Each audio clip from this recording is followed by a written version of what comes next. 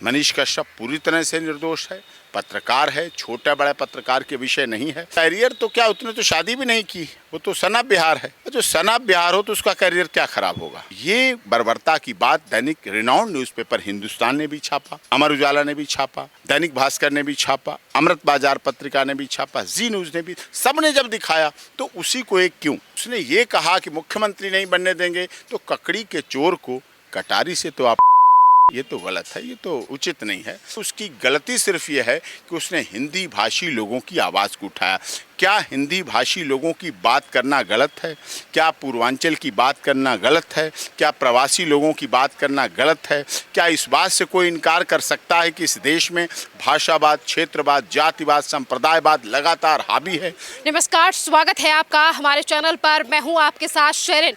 पत्रकार मनीष कश्यप की याचिका सुप्रीम कोर्ट में आज जो है उस पर सुनवाई नहीं हो सकी है। अगली सुनवाई की तारीख सुप्रीम कोर्ट की तरफ से दी गई है। पर इस पूरे मामले पर बात करते हैं। हमारे साथ मौजूद है मनीष कश्यप के advocate doctor AP Singh ji. Sir, पूरे मामले को चलते चलते 1 महीने से ज्यादा हो चुका है। आज सुप्रीम कोर्ट की तरफ से अगली तारीख दे दी है। NSA लगा हुआ है मनीष कश्यप के ऊपर, किस तरीके से देख रहे हैं उस पूरे मामले को आप? नहीं, NSA ही पूरा गलत लगा है, वो केस भी गलत है। देखिए, ट्वीट किया एक व्यक्ति ने, मनीष कश्यप एक, समस्या एक, प्रवासी मजदूरों की समस्या एक, हिंदी भाषा की समस्या एक, तमिलनाडु राज्य एक। तो फिर बिहार में किस केस दर्ज किए गए? बिहार में केस दर्ज हुए, तमिलनाडु में केस दर्ज हुए। एक से अधिक सीरियल में FIR नंबर 2/23, 3/23, 4/23, 5/23, इस तरह से FIR दर्ज हुई हैं। इकोनॉमिक ऑफेंस यूनिट में अलग दर्ज हुए, खाते अलग सीज कर दिए गए। ये सब चीज़ें, डिस्क्रिप्सेंसीज जो हैं वो गलत हैं, इलीगल हैं, गैर कानूनी है, अवैधानिक हैं, संवैधानिक नियमों के विपरीत हैं, संविधान के जो अनुच्छेद में हमें मूल अधिकार दिए हैं उनके विपरीत हैं, उनसे अलग हैं। ऐसा नहीं होना चाहिए, लेकिन हुआ। इसीलिए अब देखिए, 1 महीने से वो PC रिमांड में है। खुद सरेंडर हुआ, उसने अपनी दाढ़ी नहीं मुड़वाई, बाल नहीं कटवाए, पगड़ी नहीं बांधी, भेष नहीं बदला, रंग नहीं बदला, कहीं बॉर्डर से नहीं मिला, नेपाल बॉर्डर से नहीं पकड़ा गया, एयरपोर्ट से भागता हुआ नहीं मिला, कहीं छुपा हुआ नहीं मिला, कहीं अंडरग्राउंड नहीं मिला, खुद पुलिस में सरेंडर हुआ जाके। दूसरी बात, सबसे बड़ी बात, आपका 1 महीना हो गया है JC से PC के दौरान आपकी कस्टडी में, चाहे वो जुडिशियल कस्टडी में रहा, PC कस्टडी में, तो बिहार में रहा, तमिलनाडु में रहा। इस सब के बाद भी क्या 1 महीने में ऐसा हुआ जो वो राष्ट्रीय सुरक्षा के लिए खतरा पैदा हो गया? या होता तो पहले होता, सरेंडर से पहले होता, सरेंडर से पहले राष्ट्रीय सुरक्षा के लिए खतरा होता, मैं मान लेता होगा, लेकिन अब तो वो नहीं हो सकता था। क्या इस देश के सैनिक का DNA, खून इतना कमज़ोर होगा कि एक सैनिक का बेटा राष्ट्रीय सुरक्षा के लिए खतरा बन जाए? ये चीज़ है इम्पॉर्टेंट, ये चीज़ ज़रूरी है। और ऐसे में जो हुआ, गलत हुआ, राजनीतिक बदले की भावना से हुआ। उसका दोष यही था कि उसने कह दिया मैं तेजस्वी यादव को मुख्यमंत्री नहीं बनने दूंगा। अब तेजस्वी यादव तो उप मुख्यमंत्री है, वो तो मुख्यमंत्री उसका पिता है, मुख्यमंत्री उसकी माँ रही है, केंद्रीय मंत्री रेल रहे हैं लालू प्रसाद यादव जी, राबड़ी। तो ये सब कुछ, इससे बदले की भावना से कार्य कभी नहीं करना चाहिए राजनीति में। जब आप उच्च पद पर पहुंच गए हैं, जब आप ऊंचाई पे पहुंच गए हैं, तब इसकी ज़रूरत नहीं रहता जाती है। और दूसरी बात मैं कहूं, दर्पण, पत्रकार का काम है दर्पण। पत्रकार दर्पण की तरह होता है, आईना दिखाता है, चाहे वो सरकार को आईना दिखाए, चाहे पुलिस को आईना दिखाए, चाहे शासन को दिखाए, चाहे प्रशासन को दिखाए, चाहे अपराधियों को दिखाए, चाहे किसी गलत को दिखाए, आईना दिखाता है। आईना, दर्पण को कितनी बार भी आप तोड़ लीजिए, सबसे कमज़ोर होता है आईना। सबसे दर्पण जो है सबसे कमज़ोर, जरा से पत्थर से, जरा सी चोट से, जरा से चटकने से टूट जाता है, बिखर जाता है। वो बिखर बेशक जाए, उसके टुकड़े कितने भी हो जाएं, लेकिन वो सच दिखाना नहीं छोड़ता है। इसीलिए पत्रकारिता की जगत के लिए काला दिवस है, ऐसा नहीं होना चाहिए। और मनीष कश्यप को न्याय मिलना चाहिए। Access to justice for all, न्याय सबको होते हुए दिखना भी चाहिए। और जस्टिस डिले, जस्टिस डिनाइल, विलम्ब से मिला गया न्याय न्याय नहीं रहता है। इसलिए उसमें जल्दी सुनवाई हो, जिससे कि मनीष कश्यप, उसके चाहने वालों को न्याय मिल सके। उसकी गलती सिर्फ ये है कि उसने हिंदी भाषी लोगों की आवाज़ को उठाया। क्या हिंदी भाषी लोगों की बात करना गलत है? क्या पूर्वांचल की बात करना गलत है? क्या प्रवासी लोगों की बात करना गलत है? क्या इस बात से कोई इनकार कर सकता है कि इस देश में भाषावाद, क्षेत्रवाद, जातिवाद, संप्रदायवाद लगातार हावी है? क्या इस बात से कोई इनकार कर सकता है कि जम्मू कश्मीर में ब्राह्मण लोगों की हत्या नहीं होती है? क्या इस बात से कोई इनकार कर सकता है कि आसाम में हिंदी भाषी लोगों के साथ अन्याय नहीं होता है? क्या इस बात से कोई इनकार कर सकता है कि प्रवासी और पूर्वांचल लोगों के साथ महाराष्ट्र में अन्याय नहीं होता है, इनजस्टिस नहीं होता है? तो इस तरह से ये इनजस्टिस होना गलत है। अन्याय नहीं होना चाहिए, न्याय होना चाहिए, न्याय मिलना भी चाहिए, मिलते हुए दिखना भी चाहिए। और एसेस टू जस्टिस की जो परिकल्पना है हमारी, वो सबके सामने होना चाहिए कि 99 दोषी चाहे छूट जाएं, किसी एक निर्दोष को दंड नहीं मिलना चाहिए। मनीष कश्यप पूरी तरह से निर्दोष है, पत्रकार है, छोटे बड़े पत्रकार के विषय नहीं है। अगर कोई भी एक व्यक्ति भी, चाहे वो वीकली मैगजीन वाला हो, चाहे मंथली मैगजीन वाला हो, चाहे डेली का न्यूज़पेपर हो, चाहे सांध्य दैनिक हो, चाहे वीकली न्यूज़पेपर हो, चाहे 3 दिन में छपता हो न्यूज़पेपर, चाहे छोटा चैनल हो, चाहे यूट्यूब चैनल हो, बड़ा चैनल हो, इससे फ़र्क नहीं पड़ता है। सर, अभी आपने एनएसए की डेफिनेशन को बताया है, पर इसी को लेकर आज सवाल ये भी उठाए जा रहे हैं बिहार सरकार को लेकर के एनएसए इसीलिए लगाया गया है क्योंकि मनीष कश्यप का जो करियर है वो बर्बाद करना चाहती है बिहार सरकार। नहीं, वो तो करियर तो क्या, उसने तो शादी भी नहीं की, वो तो सनाब बिहार है। और जो सनाब बिहार हो तो उसका करियर क्या ख़राब होगा? जो सनाब बिहार है तो उसका करियर क्या ख़राब होगा? जो है वो संघर्ष कर रहा है। हाँ, उसकी एक गलती थी, उसने राजनीतिक जीवन और सामाजिक जीवन को पत्रकारिता के साथ मिक्स कर लिया।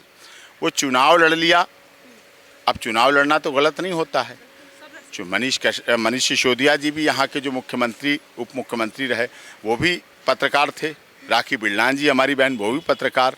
आशुतोष जी भी पत्रकार। और तो और छोड़िए, माननीय अटल बिहारी वाजपेयी जी पत्रकार रहे हैं।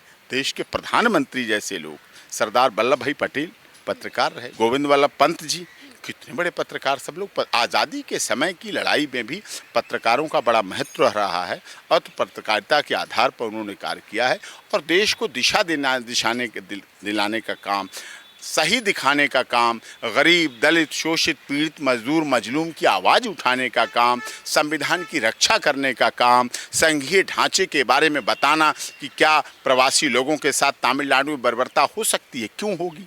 और ये बर्बरता की बात केवल मनीष कश्यप ने नहीं उठाई, ये बर्बरता की बात दैनिक रिनाउंड न्यूज़पेपर हिंदुस्तान ने भी छापा, अमर उजाला ने भी छापा, दैनिक भास्कर ने भी छापा, अमृत बाजार पत्रिका ने भी छापा, जी न्यूज़ ने भी, सब ने जब दिखाया तो उसी को एक क्यों आप नहीं। उसने ये कहा कि मुख्यमंत्री नहीं बनने देंगे तो ककड़ी के चोर को कटारी से तो आप, ये तो गलत है, ये तो उचित नहीं है।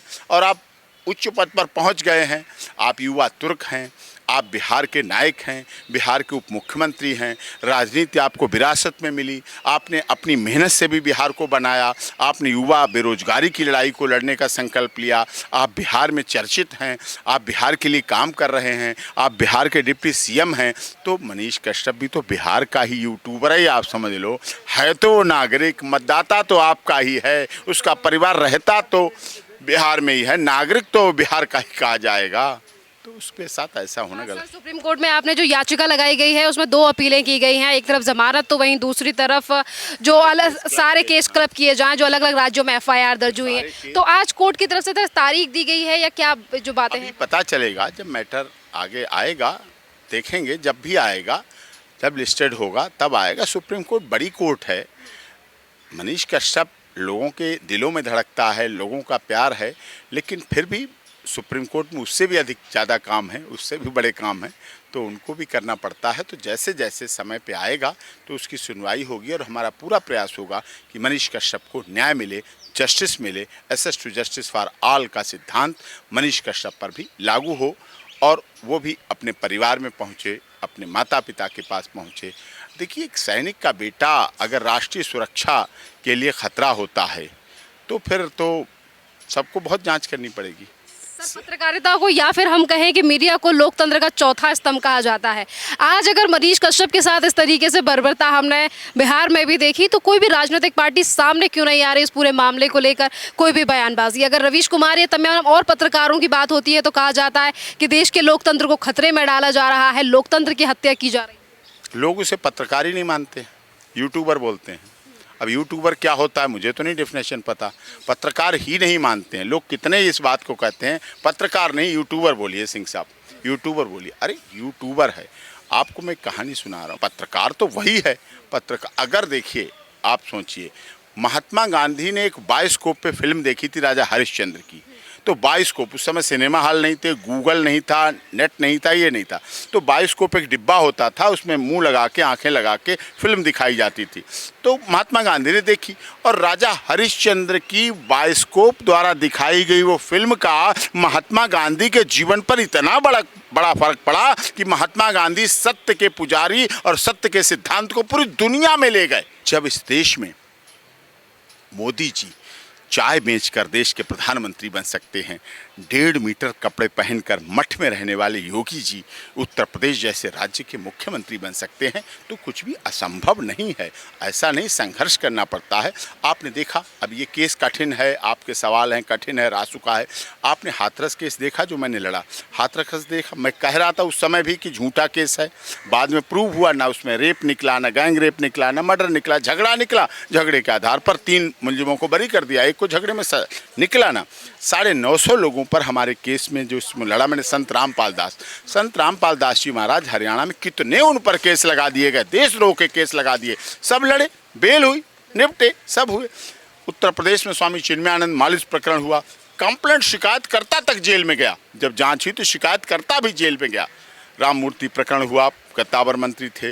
कंप्यूटर बाबा का प्रकरण हुआ, राजनीति से प्रेरित। ये वो मामले हैं में राजनीति से प्रेरित, जिनमें राजनीति के आधार पर जेल भेजी जाती है। कंप्यूटर बाबा को मध्य प्रदेश में जेल भेजा, उनकी बेल कराई, वो चीज़ें हुई। राजस्थान में कितने ऐसे मामले हुए, राम रहीम जी को फंसाया गया, ये सब जो राजनीति से प्रेरित हो रहा है, तो ये भी मामला राजनीति से प्रेरित है, उसको उसी नज़रिए से देखें। दिल्ली सरकार में कितने हमारे क्लाइंट ऐसे विधायक हैं जो एमएलए थे, उनको फंसा दिया गया, उनकी बेल हुई। होती है, सब कुछ होगा, सबको न्याय मिलेगा, समय लगता है थोड़ा। लेकिन उसमें सुशांत सिंह राजपूत, आपको याद है बिहार में सुशांत सिंह राजपूत का केस मैंने लड़ा।